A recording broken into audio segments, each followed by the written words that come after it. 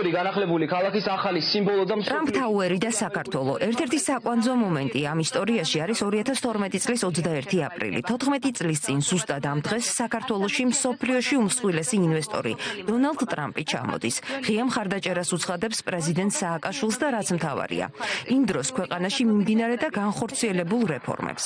ზუსტად ამ დღეს ქართული ოცნება დემოკრატიული საქართველოს ოფიციალური დაფუძნებაა.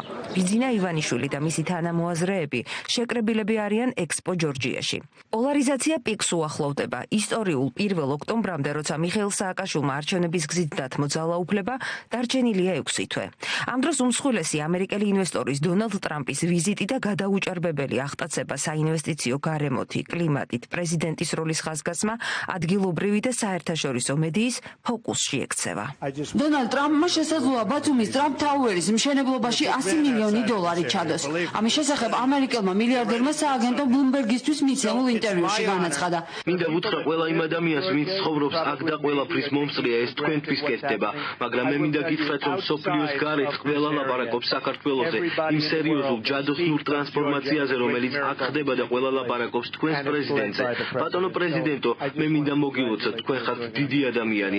ამ რეგიონის გარეთ ყველა ლაპარაკობს თქვენზე, სწორედ ამიტომაც ჩემთვის დიდი პატივია და მე იმედი მაქვს, რომ კიდევ ერთხელ და ბევრჯერ ჩამოვალ აქ. რა არის საქართველოს ფენომენი? რომ ამ პატარა ქვეყანაში, რომელიც არის ამდენ გეოპოლიტიკურად რთულ რეგიონში, ამდენად რთულ რეგიონში, შენდება ეს სასწაული, ეს საოცრება 21 საუკუნის და ჩამოდიან ასეთი სახელები და ამაზე უფრო დიდი სახელები სოფლიოში ამ სფეროში ნამდვილად არ არსებობს, როგორც დონალდ ტრამპი. ორდღიანი ვიზიტისას დონალდ ტრამპმა არამხოლოდ მშენებლობა გახსნა ბათუმში, არამედ დაათვალიერა იუსტიციის სახლი, ღამის ბათუმი, გაეცნო რეფორმებს, გაისეირნა თბილისშიც. მიხეილ სააკაშვილმა დონალდ ტრამპი ბრწყინვალების ორდენით დააჯილდოვა. ამერიკელი მილიარდერი თბილისში ყოფნისას საერთაშორისო მედიას უყვებოდა დაგეგმილ პროექტზე. საოცარია ის, რაც აქ ხდება. ეს მართლაც მსოფლიოში ერთ-ერთი საუკეთესო ადგილია. ინვესტორებისთვის შესანიშნავი გარემოა შექმნილი. ბათუმში ჩვენი პროექტი ძალიან ლამაზი იქნება. ამ დროს ივანიშვილის მხარდაჭერა მზარდია. დამფუძნებელ ყრილობაზე 21 აპრილს ოფიციალურად დამტკიცდა პარტიის სიმბოლიკა. ლურჯი დროშა, პარტიის ლოგო, ოქროსფერი მზე, შუაში შვიდქიმიანი ვარსკვლავითა და წარწერით ქართული ოცნება. გადაწყდა, რომ ახალ პარტიას პარლამენტის მიერ საკონსტიტუციო ცვლილებების დამტკიცებამდე, რომელიც ივანიშვილს როგორც საფრანგეთის მოქალაქეს პოლიტიკური აქტივობის უფლებას მისცემს, ადვოკატი მანანა კობახიძე უხელმძღვანელებს. ქართული ოცნების დეკლარაცია ყრილობის ბოლოს ბიძინა ივანიშვილმა აიკითხა. საგარეო ურთიერთობების ორიენტირება მიმართული უნდა იყოს ევროპულ და ევროატლანტიკურ სტრუქტურებში ინტეგრაციისაკენ.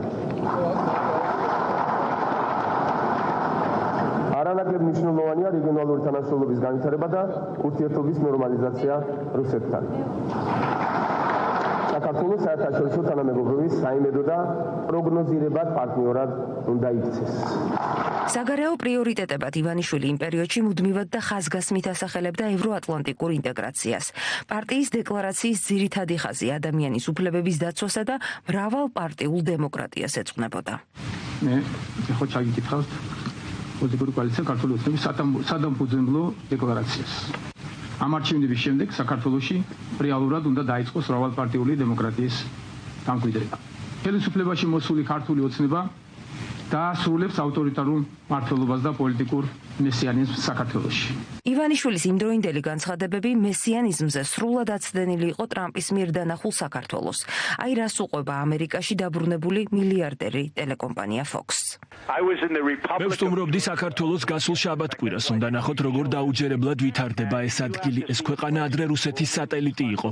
საბჭოთა კავშირის ნაწილი, შემდეგ გამოეყო და უნდა ნახოთ ახლა რა ხდება. ყველაფერი ვითარდება, მაგრამ განსაკუთრებით ტურიზმი ყვავის. ისინი აშენებენ ქალაქ ბათუმს, რომელიც 4-5 წელიწადში სოფლიოს ერთ-ერთ ყველაზე მაგარ ადგილად იქცევა. მეც დიდი გეგმები მაქვს ამ ადგილას იქაურობის განვითარების თვალსაზრისით. ვფიქრობ, ეს საოცარია.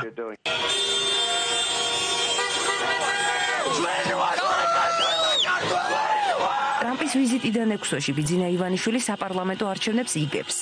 ოცნება და მხარდამჭერები ქუჩებში ზეიმობენ. ზუსტად მეორე დღეს, ანუ გამარჯვებიდან პირველივე ბრიფინგზე ივანიშვილს ტრამპ ტაუერისთვის განაჩენი გამოაქვს. ტრამპსა და სააკაშვილს წრუკაჩებს უწოდებს. ხო, ტრამპის პროექტით ტრამპს არაფერი ინვესტიცია არ გაუკეთებია საქართველოში, თქვენ შენივრად იცით.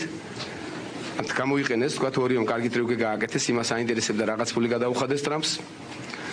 სააკაშვილი კიდევ როგორც ოსტატის სიცრუის გამოიყენა და მე არ ვიცი რა პროექცია საუბარი, მე მან სერიოზულად არც მეყურებია და არც მაინტერესებს სხვათა შორის და ჩვენ შევხედავთ და თანმიმდევრულად განმავითარებთ და დავიწყებთ შენებულებას საქართველოს ეკონომიკის და საქართველოს ეკონომიკის და ამ ზღაპრებზე დაფუძნებით, რა თქმა უნდა, ჩვენ არაფერს არ ვაკეთებთ და ამ ანეკდოტებს ჩვენ ყურადღებას სერიოზულად არ ვაქცევთ. უცნობია ამ განცხადებებზე რა გავლენა მოახდინა პოლიტიკური ეჭვიანობის ფაქტორმა, ტრამპის მიერ სააკაშვილისთვის გამოცხადებულმა მხარდაჭერამ. გადის დრო და ამერიკული ABC News-ი საქართველოში ლიცენზიის შესაძლო გაუქმებას ეწერს. ადვოკატზე დაყრდნობით მაშინ მედია იუწყებოდა, რომ დეველოპერებმა ვერ დააკმაყოფილეს ლიცენზიის გაცემის გარიგების პირობები.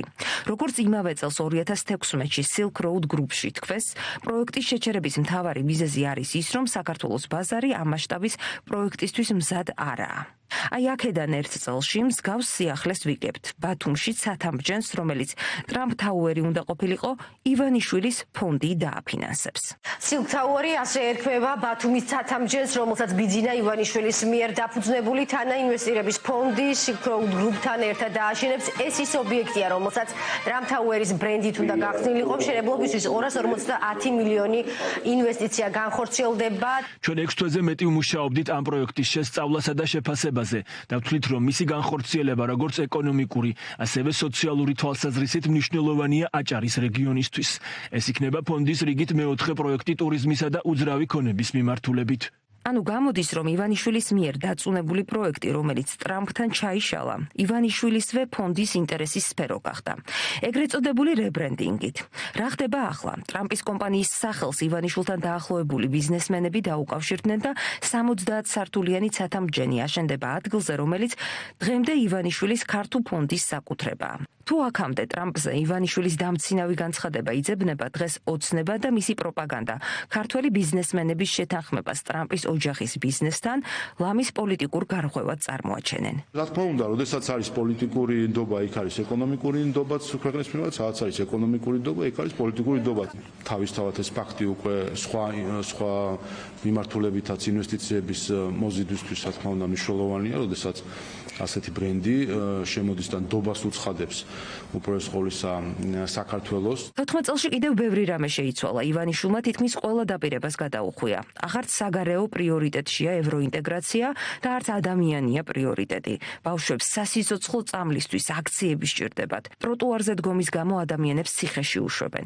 არ ვიცი ვინ რა ოცნება მისწერეთ მაშინ ივანიშვილს, რა შეავსეთ წინასაარჩევნო ბარათებში, რა დაწერეთ და რა აგიხდათ. იყო თუ არა მაშინ ხალხის სურვილები და ცინვის საგანი. ებეცად რამდენიმეს გავეცანი ახლა. მე ისეთ შეკითხვები ზოგს სახლის აშენება სურდა, ზოგს თქვა რაღაც. ერთს გათხოვებაც სურდა თქვა ისიც.